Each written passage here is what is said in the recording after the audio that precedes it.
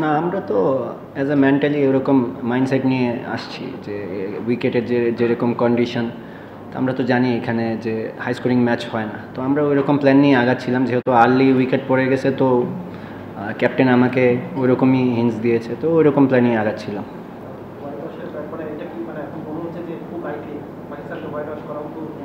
Lightly না, তবে হ্যাঁ, অবশ্যই আমরা ম্যাচ জেতার জন্যই যাব, কারণ উইন ইজ উইন। ওরাও খুব ভালো ফাইট করেছে, but and of the day আমরা ম্যাচ জিতেছি। কনফিডেন্সটা 4 ইন এ রো ম্যাচ জিতা, তো অবশ্যই আমাদের টার্গেট থাকবে ম্যাচ জিতা।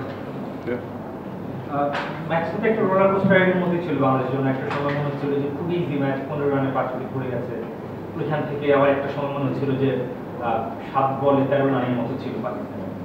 মাঝখানে একটা সময় আমরা দেখলাম যে ক্যাচ মিস হলো, ফিল্ডিং এ বাজে ফিল্ডিং দেখলাম। ওই সময়টাতে কি ধরনের কথা হয়েছে, কোনো ধরনের নির্দেশনা কি ছিল কিনা, ওই সময় অবস্থাটা কি ছিল? চলো উড়াই খুশি তুলে নিয়ে হাতে চিয়ার আপ, চলো উড়াই খুশি। আসলে টি-20 ক্রিকেটটাই এমন, দেখেন এরকম ম্যাচে ব্যাক করা, এটা মানে ওয়ারিড হওয়ার, মানে এরকম অবাক হওয়ার কিছু নাই আসলে। আমরা ওইরকমই চিন্তাভাবনা করছিলাম যে ব্যাক করতে পারে, কিন্তু আমাদেরও মিস্টেক ছিল, আমরা ফিল্ডিংটা ভালো করতে পারিনি। আসলে এই মোমেন্টগুলো সাডেনলি হয়ে গেছে, তো অ্যাজ এ টিম আমরা চাইবো নেক্সট টাইম এই জিনিসগুলো আরও ভালো করার, but all credit goes to them. ওরা খুব ভালো ক্রিকেট খেলছে, এত বাজে অবস্থা থেকে এই ফাইটটা, অবশ্যই আমরাও ভালো ক্রিকেট খেলেছি, আমরাও ফাইট করেছি, ফাইট করেই এত মোটামুটি ফাইটিং একটা স্কোর দাঁড়া করতে পেরেছি, ওরাও ফাইট করেছে। তো আমি যেটা আগে বললাম যে all about winning and losing, আমরা ম্যাচ জিতেছি এটাই। যাকে গতকাল তো দেশে একটা খুবই প্রচন্ড বেদনাদায়ক ঘটনা ঘটে গিয়েছে। এই মুহূর্তে যদিও আপনার প্রফেশনাল, আপনাদের কাজ মাঠে খেলা, মানে এরকম একটা অবস্থায় সারা দেশে যখন এখন শোকাবহ একটা পরিস্থিতি, তখন সেটা আপনাদের আসলে সাইকোলজিতেও সেটা এফেক্ট করার ম্যাচের আগে আসলে আলোচনাটা কেমন ছিল আপনাদের, যে কীভাবে আপনারা মনোযোগটা রাখবেন? না, আসলে জিনিসটা টাফ ছিল। গতকালটা খুবই মানে বুক ভারী হয়েই কাটাতে হয়েছে। আসলে এরকম মর্মান্তিক দুর্ঘটনা আসলে কারোই কাম্য নয়, তো সবার জন্য দোয়া, ওই সময়ই দোয়া করেছি। তো যারা নিহত হয়েছেন তাদের আত্মার মাগফিরাত কামনা করতেছি, আর যারা বেঁচে আছেন তারা যেন তাড়াতাড়ি সুস্থ হয়ে যান। এটাই আসলে অ্যাজ এ টিম হিসেবে টাফ ছিল, সবারই মন খারাপ ছিল, বাট যেটা আপনি বললেন যে আমরা প্রফেশনাল, মাঠে নামতে হবে, তো আমরাও সব কিছু ভুলে মাঠে নেমে আমাদের বেস্ট এফোর্টটা দেওয়ার চেষ্টা করেছি। একটা বিষয় বললেন যে আপনি বললেন যে টপ 4 আউট হওয়ার পর ক্যাপ্টেন আপনাকে কিছু বলেছেন, তো আপনি নিশ্চয়ই একদম টিল লাস্ট ওভার বা লাস্ট বল পর্যন্ত থাকার টার্গেট থেকে থাকবে, বা এটা বলেছেনও আপনি। আর টার্গেটটা কতটা আপনারা সেট করছিলেন, মানে এই উইকেটে কত রান করতে পারলে হয়তো যেটা সম্ভব হবে বা ডিফেন্ড করা যাবে, সেটা কি একটু? আজকের উইকেটে আমার কাছে মনে হয়েছে 155 to 60 হওয়া সম্ভব ছিল যদি আমরা প্রপার ব্যাটিং করতে পারতাম, বাট আমি ব্যাটিংয়ে যাওয়ার আগে ক্যাপ্টেন জাস্ট বলে দিচ্ছে যে যেহেতু আমরা আর্লি উইকেট ফল করে ফেলছি, জাস্ট গো ফর 140। তো আমরা 6 রান শর্ট ছিলাম, তো লাস্টে হয়তো 6টা হয়ে গেলে হয়তো কাভার আপ হয়ে যেত, বাট 140। তো এই জিনিসগুলো ভালো, অ্যাজ এ টিম হিসাবে যখন আমরা কমিউনিকেট করব যে we go for this run or up and down, so এই জিনিসগুলো ভালো। তো আমি প্রথম থেকে আমার ক্লিয়ার মাইন্ড ছিল যে আমরা এটার জন্যই যাব, আজকের সিচুয়েশনটা এটাই ডিমান্ড করতেছে, এর উপরে যেতে পারলে আরও ভালো।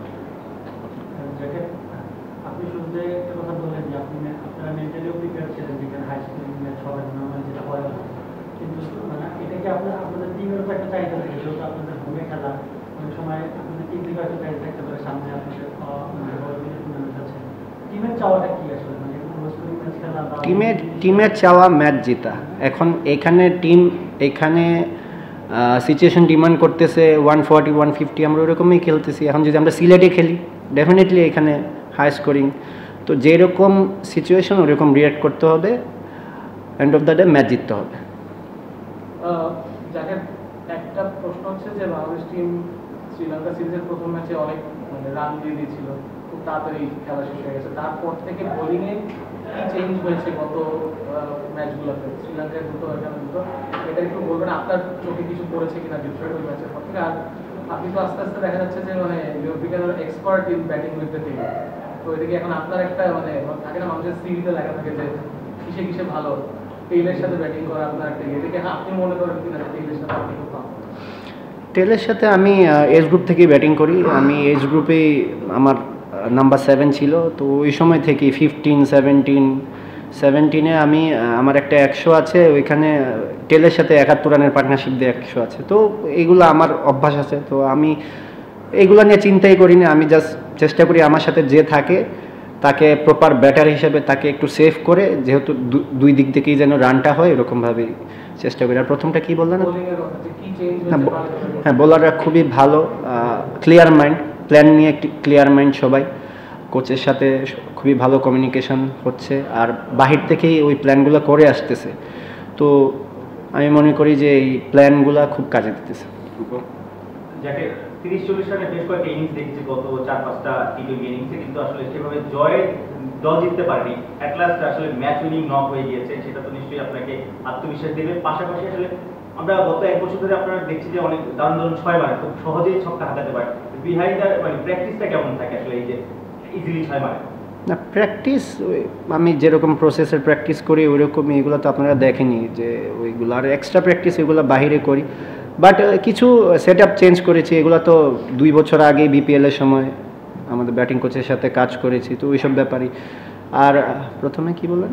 অ্যাট লাস্ট আপনার ইনিংসটা হ্যাঁ হ্যাঁ, ম্যাচ উইনিং নক। হ্যাঁ, এই ম্যাচ উইনিং নক খুব ইম্পর্ট্যান্ট। আমি এই ম্যাচ উইনিং নকগুলোই কাউন্ট করি, এছাড়া আর কোনো কিছু কাউন্ট করি না। যতই ভালো খেলি আমি কাউন্ট করি না। যদি আমার ম্যাচ টিম না জিতে আমি পার্সোনালি কাউন্ট করি না, তবে আজকে কন্ট্রিবিউট করতে পেরেছি, কাউন্ট।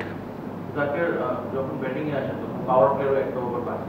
ইউজুয়ালি টিমে আপনার যে রোলটা, আপনার হয়তো যখন ব্যাটিংয়ে আসবেন তখন ম্যাচেরই দেখা যায় 30 বলেরও কম থাকে, এরকম একটা টাইমে আপনার এন্ট্রিটা হয় যেটা আপনার ব্যাটিং অর্ডার। আজকে যখন এত আর্লি আপনাকে চলে আসতে হইলো ফর দ্য কনসেপ্ট সিকোয়েন্সেস, তখন আসলে আপনার মাইন্ডসেটটা কি ছিল আর খেলাটাকে মানে আপনার যেভাবে আপনার যে রোলটা থাকে সেখান থেকে অন্য একটা রোল প্লে করতে হয়েছে, সেটা অ্যাডজাস্ট করতে আপনার কতটা টাইম লাগে? না, আমি আগে থেকেই জানতাম আমি আগে যাব, তো জাস্ট মেন্টালি ওরকমভাবে রেডি হয়েছি।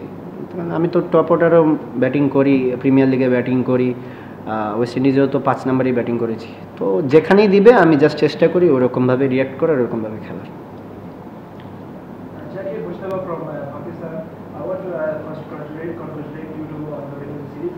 And do you think Pakistan missing out their key players like Babar Rizwan will help you to have reason? I think yes, they are good players, but you should ask the selector, brother, because those who are coming, they think they are the best, so they. Will it help you for you to have a clean sheet? Are you looking for a clean sheet? Yes, obviously. Actually, we looking for winning the match. We're doing our process, and rest of the rest. Jackie, definitely you are a very good player in Bangladesh team. You have played very well against Pakistan fast bowler. Do you think if Sufyan Mukim could be the part of Pakistan squad, you will be definitely you feel difficult to play? Sufyan Mukim, the Pakistan spinner. The Chinaman. Yes, Chinaman. Yes, I played with him in China. So yes, he's a good bowler. I saw him, but it's because it's all about their call, their officials' call. But their thing. What do you think? Do you think if he could be the part of Pakistan squad, you will be face difficulty while playing? But we are mentally ready, bro. We are taking the practice about Abrar and the Chinaman. We are prepared. Anyone play, no problem. We just try to face them. Shahroz Ahmed from Zanmi TV. Just 2 months before, Pakistan beat Bangladesh by 3-0. And what do you think? What thing make Bangladesh more dangerous in Mirpur Dhaka Stadium?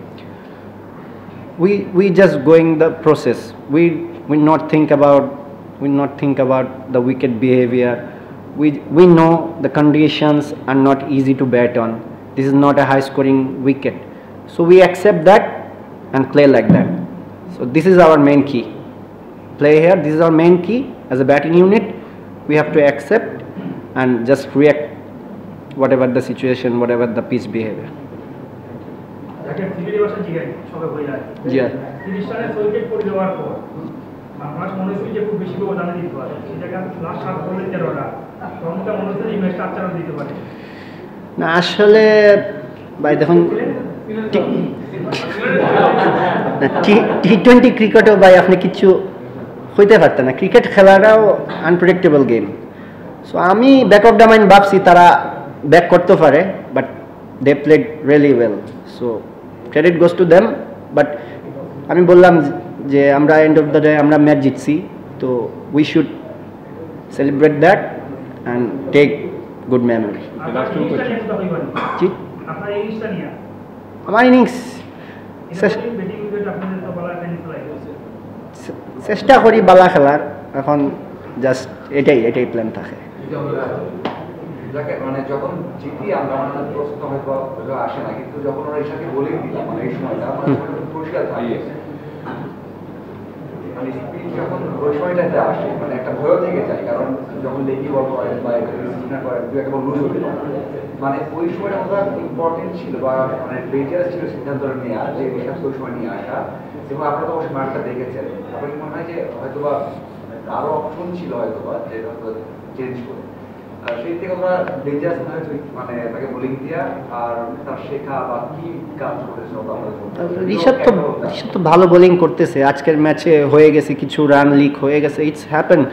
But আমরা যে ডিসিশনই নেয় আমরা ওটা trust করি। আজকে যেহেতু Patwari bowling করে নাই, তো ওই সময় দিতে চায়নি বোলিং, তো ঋষাদ তো বোলিং করতেছিল, তো ও ক্রুশিয়াল উইকেটটা না নিলে তো ম্যাচ আমরা হেরেও যেতে পারতাম, তাই না? তো এইগুলা হবেই। সো এই সবসময় ক্যাপ্টেনের ডিসিশন একদম 100% রাইট ওয়েতে যাবে এরকম না, তো এইগুলা থাকবেই।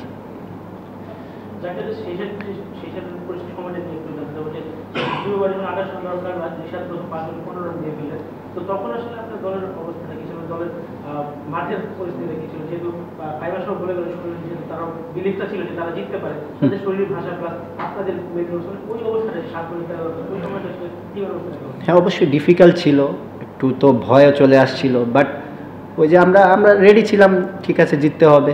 শামীম পাটোয়ারি লাস্টে যে ক্যাচটা নিল ক্রুশিয়াল ক্যাচ, তো এই জিনিসগুলোই তো ম্যাচ জিতাবে। এইরকম টাফ টাইম আসবে, আমি যেটা বললাম যে ক্লোজ ম্যাচ জিতাটা কিন্তু একটা টিমের ভালো লক্ষণ, এরকম ম্যাচ জিতাটাও কিন্তু ভালো একটা কনফিডেন্স দেবে। আমরা ম্যাচ জিতেছি, তো সেটাই। আজকে দুদিনে দেখলাম যে আপনি উইকেটে খুব ডিপে গিয়ে ব্যাট করছেন, এতে কি আপনার আমাদের সচরাচর কোনো স্লোগারকে এরকম ডিপে গিয়ে ব্যাট করতে দেখা যায় না, এতে কি আপনার মানে হিটিং রেঞ্জটা একটু বেটার হয় কি? চেষ্টা করি। আচ্ছা 2-3টা টাইপের কি আছে, তো এগুলা রিভিল না করার দরকার নাই, থাক এগুলা যারা ভিডিও অ্যানালাইসিস ওরা করুক ওদের মতো করে, বাট আমি চেষ্টা করি কয়েকটা থাক, এগুলা না বলাই ভালো। লাস্ট কোশ্চেন পিছনে যাকে আপনি বলছিলেন আপনি মেন্টালি প্রিপেয়ার্ড ছিলেন, আপনার সাথে শেখ মেহেদিও একটা দারুণ পার্টনারশিপ করে গেছেন ফিফটি রানে। শেখ মেহেদি আসলে যে ইনিংসটা খেলে গেছেন একটা কুইক ওয়ার 30 রানসে, ওইটা আপনাকে কতটুকু সাহায্য করেছে, এবং তিনি বোলিংও ভালো করেন। ওভারঅল শেখ মেহেদির আজকের পারফরমেন্স খুবই ইম্পর্ট্যান্ট একটা ইনিংস খেলেছে। তো সে যখন ব্যাটিং অ্যাটাক করা শুরু করলো, তো আমার প্ল্যানই ছিল যে আমি তাকে সাপোর্ট করব, আমার তার সাথে গা ভাসানোর দরকার নেই, সে ভালো খেলতেছে, তো আমি সে থাকলে হয়তো আরো বড় স্কোর করতে পারতো, আউট হয়ে গেছে, but very important. No thank you.